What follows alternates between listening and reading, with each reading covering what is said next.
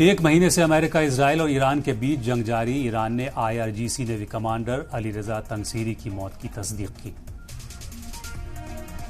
अमेरिकी president Trump की Iran को नई धमकी। कहा, ईरान के तेल पर कब्जा मेरी पसंदीदा चीज। खार्ग आइलैंड भी ले सकता हूं, समझौता नहीं हुआ तो ईरान ही नहीं बचेगा।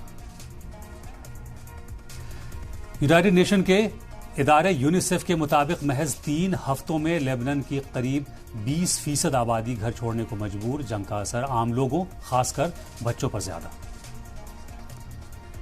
ईरान ने सऊदी अरब के रियाद से करीब 96 किलोमीटर दूर मौजूद अमेरिकी एयरबेस पर मिसाइल और ड्रोन से किया हमला। अमेरिका का $700 मिलियन का बोइंग एयरक्राफ्ट तबाह।